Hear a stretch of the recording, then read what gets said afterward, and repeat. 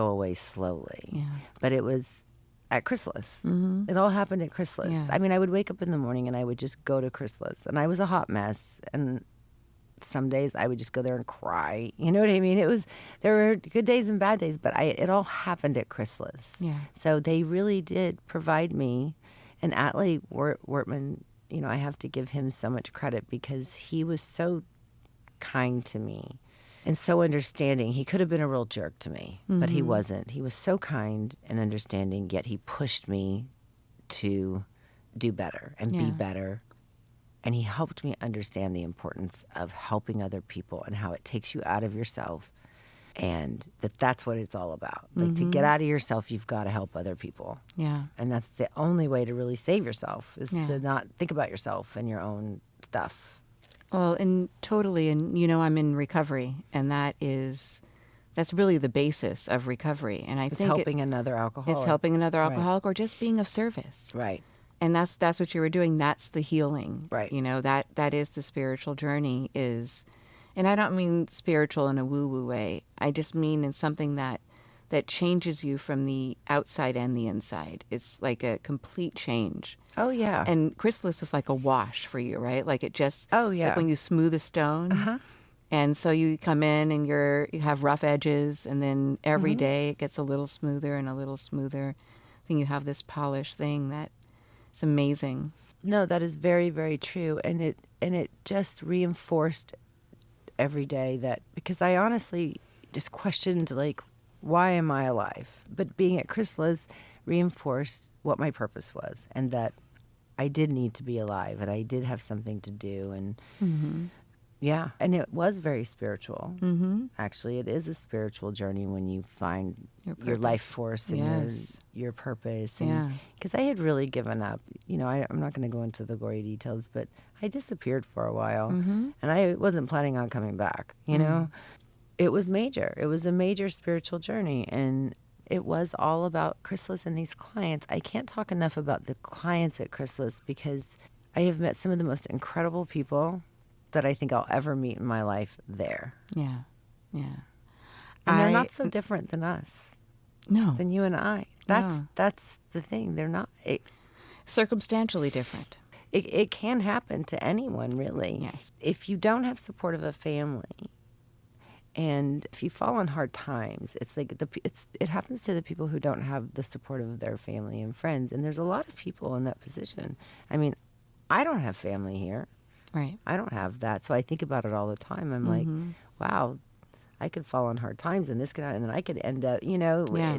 we're not so different is the point. Yes. Well, I love all of that, and I couldn't agree more. Again, from the outside looking in, the Butterfly Ball is the event of the season. No, it really is. It's amazing. You've raised millions and millions of dollars over the years, and I know that there is, you know, this spiritual core to this work.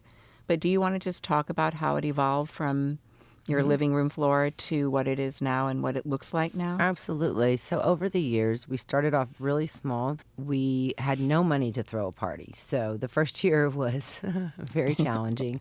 I stalked people, I harassed people, and I just begged people to help. And Who helped? Who helped that first year? So a lot of people helped, but one person who I didn't know from Adam's House Cat was Ron Burkle. Yes. I was introduced to him by someone, and the person who introduced me said, he's got a great estate in Beverly Hills. He does events there all the time. Yeah. And we needed a place to do our event. Right. So they said he's got a great estate in Beverly Hills, and you do Yes, events there all the yes. time. He owns like the Ralph's chains and like all the supermarkets, host presidents when they come in. Right. He has Okay. he has Yes. this estate called Green Acres. Right. In Beverly Hills. Yep. And I was like, oh, we could do it there. Yeah. So, boy, he got sick of me. And he finally granted me a meeting to come in and pitch him what I had in mind. He goes, okay, you've called me 100 times. Mistake giving you my number. And I just said, Ron, we're trying to do this great thing. We want to help people. Can we use your property? Because we don't have money to rent something. Right. We can't rent a venue. We don't have a home to have it at. And can you let us do our first event at your house?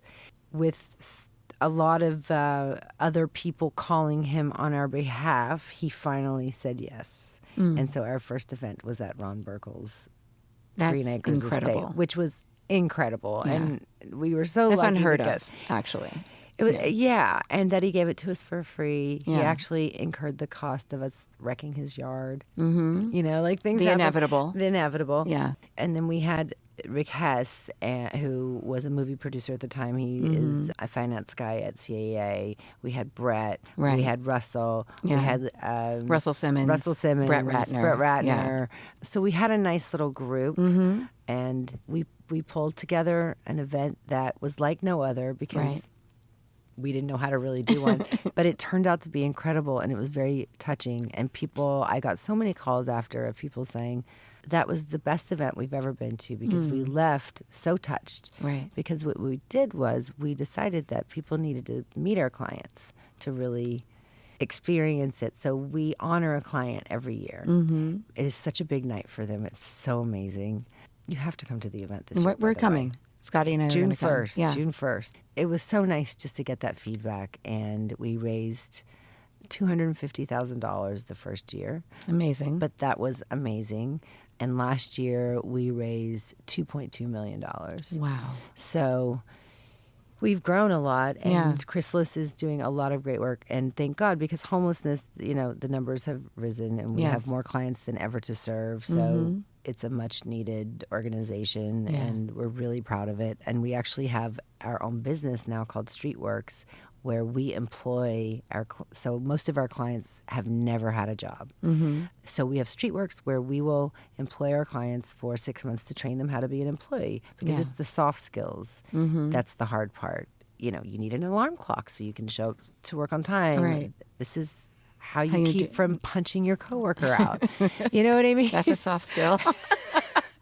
At lunch, Yeah. this is what you do. Like, it's, you forget, but it's those very basic things that are Right. so scary for a new employee. Yes. It's, and then the next stage is, after they work for us for 6 months, they're ready to move on, and they get excited and they want to start moving up in the workforce. Yeah. So it's, we help them answer all the tough questions on a resume. I remember I started doing mock interviews with the clients. Beautiful. It was really tough because a lot of our clients just couldn't look you in the eye, did not know how to talk about their situation. Yeah.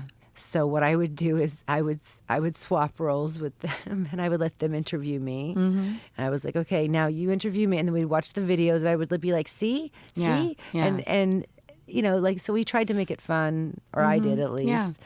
And I made such good friends with some of the clients. Yeah, so it's evolved, and this year the event is June 1st. We do it in Mandeville Canyon. One of our board members has graciously given us a home for the last 8 years for the event. We do it at his home. Nice. And we still, try to keep our costs way low. We don't believe in spending like a lot of money Yeah. on a party to raise money. It Right. just feels ridiculous. Doesn't make any sense. So when you receive the invite, it's donated. Yeah. Good. So it's not a nice, Right. hard stock, embossed, engraved. It's really ugly. We do our best, but No. listen, it's challenging to keep it going after so many years because I have completely used up all of my resources. Yeah. But we have some great honorees this year. Linda Perry, we're honoring. Right.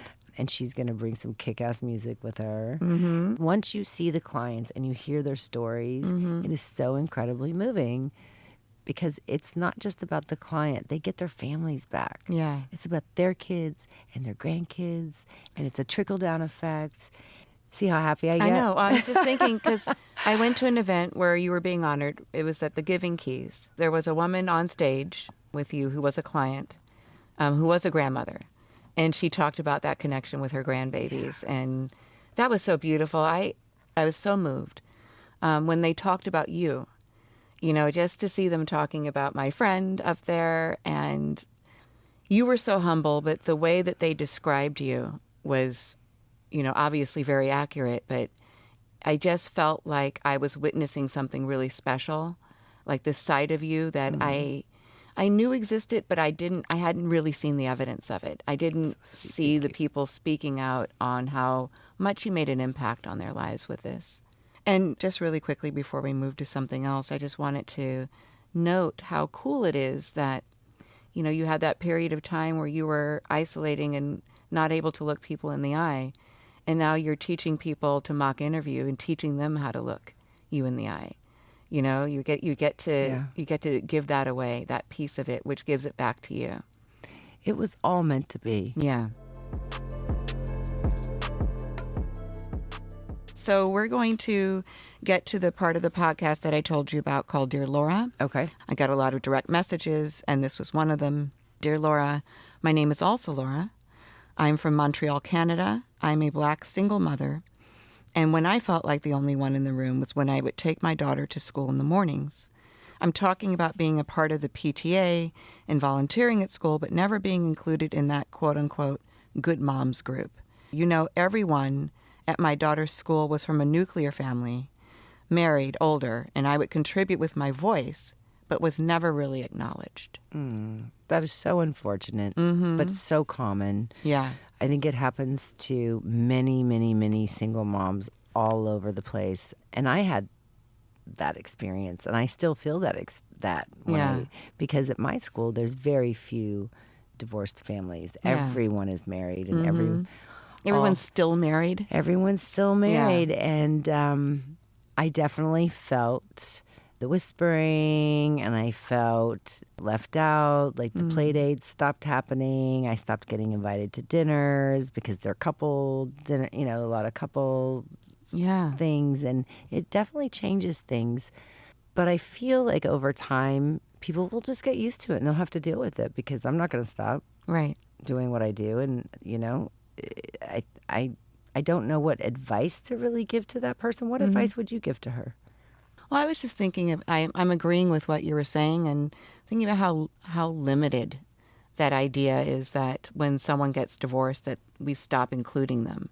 It feels very anti-Los Angeles. Like we're supposed to be so progressive so and inclusive. I had the exact same experience where you described earlier feeling like you had like the scarlet A on, and I did too, and I experienced the same thing. Even when I did get invited places, I felt like it was a pity invite. Right. And yes, like everybody would be coupled around the table. There'd be a single chair for me. Or are you okay? Do you want anything? All this extra attention. And all I'm the like, text messages. Oh, I just wanted to say, I'm here if you need me. Yes. Like, please. Are you really? Are you really? Or are you just whatever? It just feels antiquated. I have this idea that, because like the ages that your kids are, people are still married. But the ages that my kids are, people are on their second marriage. Most of the time. Okay. Some people are still married, but most of the people I know are married again. Oh, wow. So that gives me hope. Yeah. Yes. It should give you hope. But it's also kind of it's not a failure if the marriage ends. It doesn't mean that you failed. Sometimes it just means that your spiritual assignment was finished with that person and you can move on. See, that's why I love you. Yeah. I don't think anyone handled divorce the way you did, Laura. Oh, yeah. You really are such a great role model for divorce, and I think of you all the time, and I want to do it just like you. Oh. I'm not. I'm failing. You're not failing. I'm failing. No. I'm not all the time, but sometimes. Yeah. But the other thing is that we have to, for this person who is a single mom and being treated this way, and I felt this too, I was really surprised by how many people were so unkind. But also I was surprised by so many people who were so compassionate. Yeah. There's both. And you have to find the people who have true compassion for you and understanding and aren't going to judge you and not include you, and because there's both and things like this make it very clear who people are, and when they show you who they are, you gotta kind of believe it, accept it. And I find like there could be like some heavy shade, like where you're really just not invited, not included. Right. Some lightweight shade with like a few little passive aggressive. There's degrees. Texts. There's degrees, right? Of it. And then fun shade, where like, oh, I'm just playing. Sorry, you're by yourself. Ha ha. Right. but it's all, different degrees of shade. And it's also in the beginning, you're getting calls and you're getting this. Yeah, They stop. they do. They stop. And then it's you and your kids. And you're like, okay, this is the reality of my Yes. situation. Yeah. The visits have stopped. The calls have stopped. The and concern. The concern. And now you're supposed to pull up your big boy pants Yeah. and, Yeah. pull it together. And if you don't do it in a certain amount of time, I think that also bothers people because they give you like this much time. Yeah. It's like grieving. And you're supposed to be almost. better Oh, it is all of a grieving sudden. in a way. Well, definitely. For me, is. it was definitely Oh grieving. my gosh, Yeah. for sure. Yeah. And also for this woman, Laura from Montreal, Canada, the PTA moms, which I was PA president, Parent Association president, but I was not that cliquish kind of mom.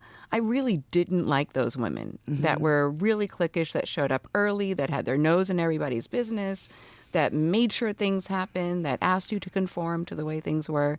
I had a really hard time with them, and I refused to be a part of that quote unquote club. But I'm still involved in my children's lives, and I was a room mom, and I was PA president, and I joined the board. Did it affect your kids though? Me being there No, you refusing to to click up with them. click up with them because were your kids sort of shun a little bit? I don't think so. I think that my kids had their group of friends, and I was friendly, if not friends, with their friends' parents. So that worked. I'm not a joiner. I'm just not. I'm not one of those people that looks forward to joining anything.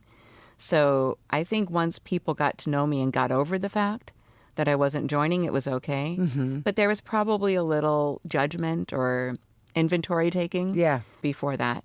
But, it's to want to conform to be in with a group, I think, no, don't do that. Well, the other thing for maybe Laura is what I found is I have one or two people now that parents at school that I trust who I Yeah. know actually care about me and who actually have real concern and Yes. want to see me happy and want to see my kids happy and are rooting for me and have goodwill for me. And really, that's all I need. That's all you need. And so I would say go find those people Yep.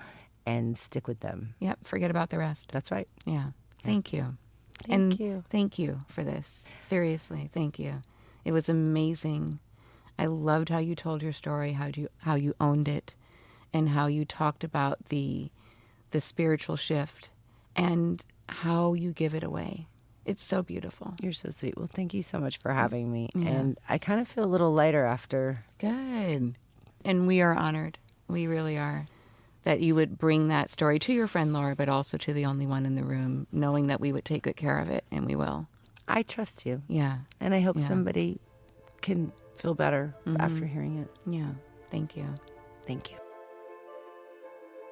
Subscribe wherever you get your podcasts, and stay tuned for our bonus after show, Scott Talks, coming up next.